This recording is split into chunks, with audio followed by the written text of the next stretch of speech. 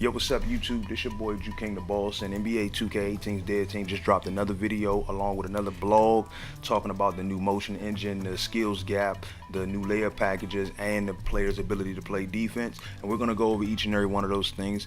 I'm gonna leave a link for you in the description below of the actual full article, just in case if I miss anything, you can go over and give it a good look yourself. Let's jump into this one. Now, first we're going to talk about the motion engine. Now, up until 2K17, NBA 2K's franchise has been built using an animation-driven motion system. And to me, that has been the biggest, hinder of advancement for the game itself. Now, a motion engine is basically 2K's way of saying leaning more toward physics and player response than leaning toward player animation.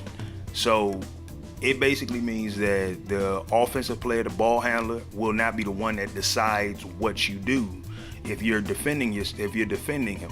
Now, basically they say the stick input and the player's attributes are going to be the sole components of driving how a player accelerates, decelerates, cuts, and turns. And that's going to help because you all remember last year, well, you all remember in 2K17, one of the biggest problems in Park is when you're getting back on defense and you're not trying to sprint back, like you're already past the half court mark and they haven't even taken the ball out, and you have to sprint back. You have to sprint just to turn around and face the rim so that way you can get toward the basket, get in position. And that's just a waste of stamina when you can jog back there and get there a little quicker. But if you wasn't holding sprint, your man wouldn't turn upward, so he would still be like backpedaling, and he'd get beat every time because of that. So a motion engine is going to allow the player's input to dictate which direction they go and which way they're turning when they're going that direction. So that's going to be a great thing.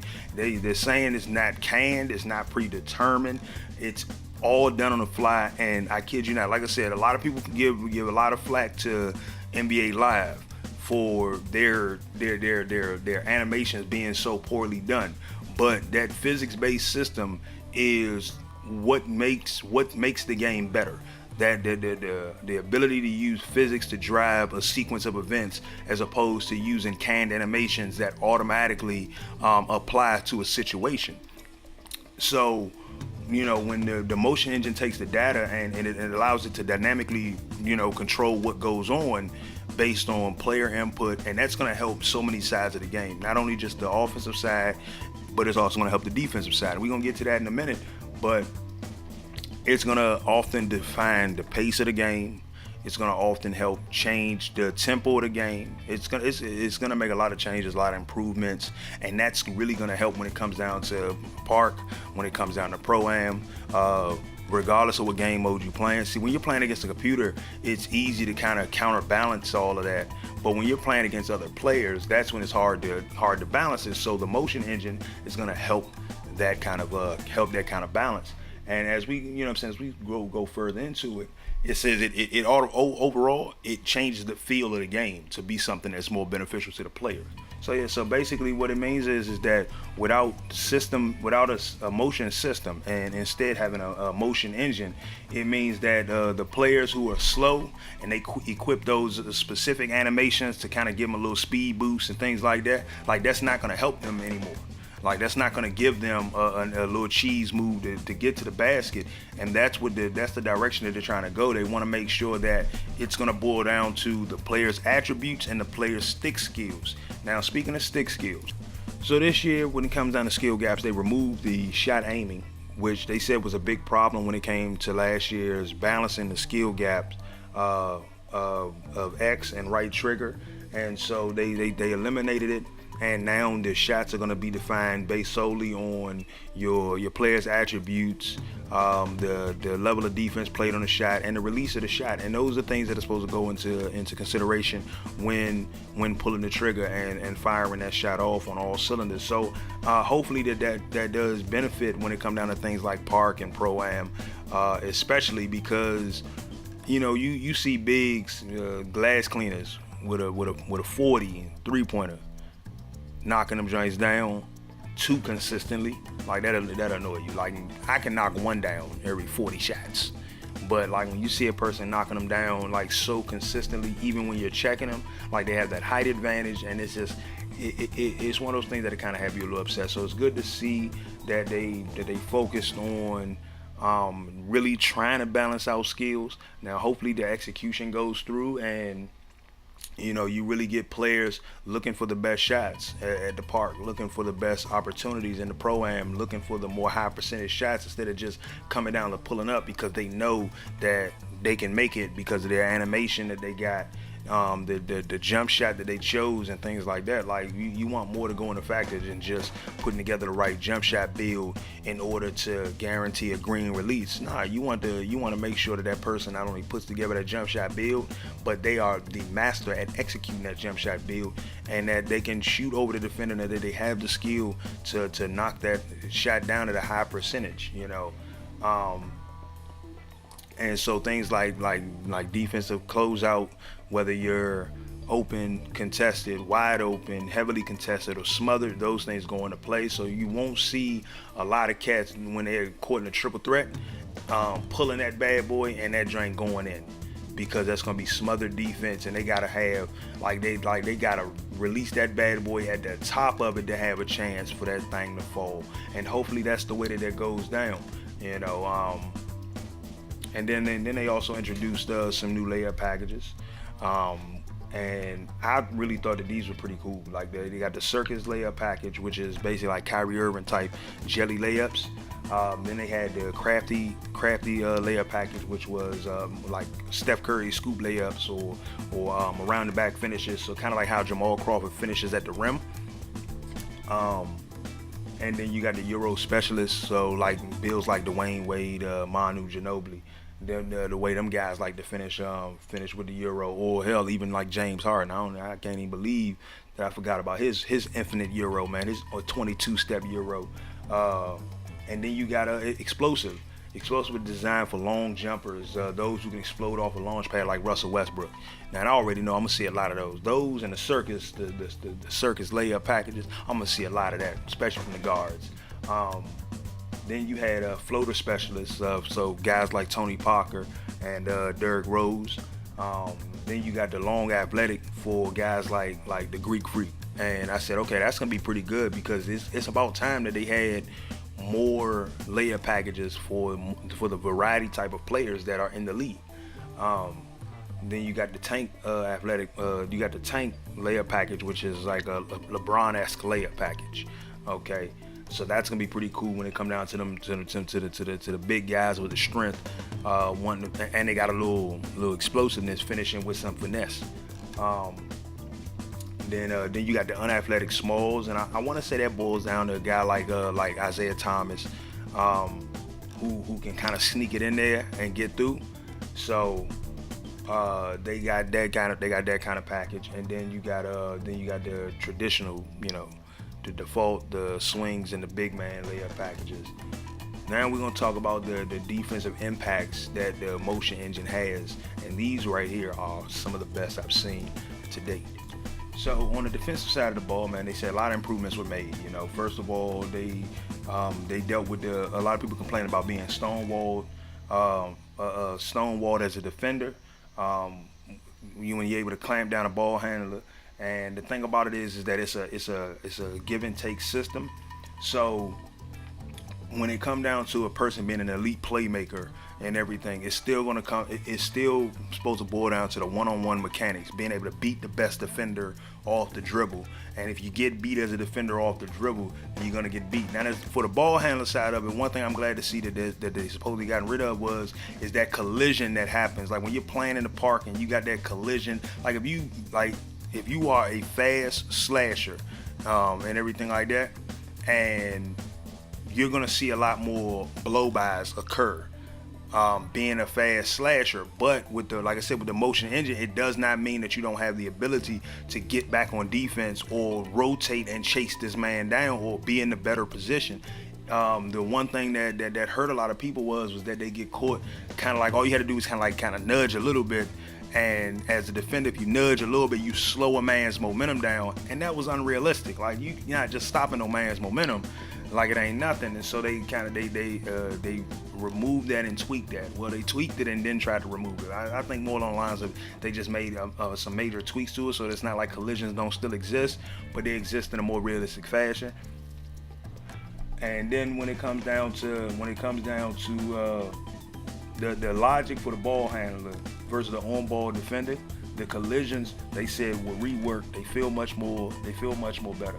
So they feel real good about that. So like you look at a guy like LeBron or Russell Westbrook, these guys are explosive with the ball in their hand. And so if Russell Westbrook brings the ball down, hits you with that stutter step and then drive to the basket, he's blowing by you and everything like that. Like if he hits you with that, like I see a lot of people at the park, they hit that hesitation and then try to blow past, and a canned animation would force them to collide right with me and slow them down. And I always thought that was kind of unfair. If I don't cut him off, you know what I'm saying, then he should be able to blow by and go to the rim. But you get a lot of cats that has to go in like a wheel pattern to get around a person when you shouldn't have to go in that wheel pattern, when you should be able to just kind of like flow right past in a nice little angled version and get straight to the basket, blowing past the defender. Like if you're doing a crossover move and that crossover allows you to just blow past the defender, it shouldn't allow the defender to just stop you dead in your tracks. The defender should have to cut you off. And so that's what they're leaning more towards when it comes down to the ball handler, the defender. Now, they say like the Kawhi Leonards of the league can still clamp down slower ball handlers, but for the most part, you'll see a lot of hip riding, which, like I said, I don't mind the hip riding because I've gotten some great defensive blocks, some great defensive possessions, you know what I'm saying, when I get caught riding a person's hip. And the thing about it is that instead of me stopping your forward momentum in an unrealistic fashion, instead I'm just kind of like my ability to defend you allows me to kind of stick with you, and I have to beat you at the rim, and I like that. I think that's a great concept, a great addition to the game itself, a great way to improve the game. And then let's break it down for the steals. When it come down to steals versus steals and blocks, first of all, a slasher going up with a one-handed dunk is more vulnerable because the ball's vulnerability has been improved. So if you're going up with a one-handed block and I got a rim protector and I'm in position, and my jump to block the ball is timed perfectly, I'm gonna stop that at the rim. And now, so if you are a dunker if you're dunking with two hands, there's a limb targeting system in place. So, a limb collision system in place that allows you to be a little more aggressive with your dunks. But at the same time, if you're going up two-handed, it gives you the best chances. Like I'd have to really be in the proper position to block a two-handed dunk and stand you straight up. But it's going to make for better defending versus it's going to make for better defense versus offensive play if all these things stay implemented, and the minor tweaks that are made, because we're going to see tweaks made, the minor tweaks that are made don't make it one-sided, hinder one and to make the other successful. And another thing that this does is that they said that it basically reduces the number of multi-actor layups. And what that means is when a person is just there, so like when I'm playing my rim protector and I'm just there, it'll automatically pull me to defend a layup, and instead I'd have to have the awareness, the vision to see what's going on and rotate there and actually defend that layup attempt or that dunk attempt. And so those little things, I won't get pulled into a contact shot and be rewarded for good shot defense, and you're penalized for, you know what I'm saying, trying to drive the lane when I was just there. Instead, I'd have to actually go up and try to defend that shot, and you still have the chance to finish. So you can't play that slouch defense based on what this article is telling us now. Now, because of these improvements, he's also said that shot contests versus jump shooters have also been changed as well. So like just closing out on a defender by, you know, holding the left trigger, you know how the left trigger or R2 on PlayStation would automatically allow you to just kind of like close out. This time you got to use that right stick to get that hand up in the face and everything like that, or jump the block. But another thing is that jumping the block on a closeout isn't always going to be the smartest bet unless you can almost guarantee that you'll defend the shot without fouling, because, you know, I mean, they're basing the game based on today's NBA, you know, not the 90s where you can go and kind of get a little rough on a Bama and, you know, not get that foul call. But like by closing out, you also have to use the right stick to not only close out on the jump, but at the same time defend it. So, you know, a lot of improvements were made on the defense and the ball handling side of it. We're gonna go over a few extra improvements that were made. Just a little bit of the touch and go things that I kind of thought thoroughly I enjoyed that they added in. So finally, they added new animations. They added new signature size ups, and they brought back some old size up combos. They also added walk up size ups. You know, when you're bringing the ball down. And that's pretty cool. That allows for more chaining moves together. So ultimately, it looks like they made improvements on both the offensive and defensive side of the ball. I'm looking forward to seeing how these things are actually implemented when it comes down to playing in player versus player environments as opposed to player versus computer, because you can always expose a computer. But they also said they're going to be talking about AI pretty soon, so we're going to get more information on the AI improvements. I mean, we're only a month away from the release of the game, so we're going to see a lot of information get dropped about the multiple game modes that we have yet to hear about and the improvements that they made in those aspects.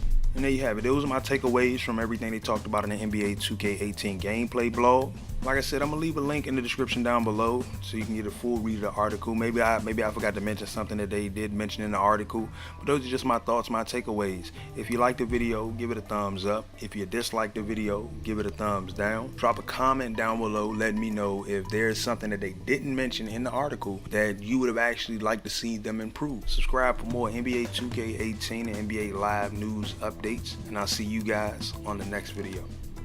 Peace.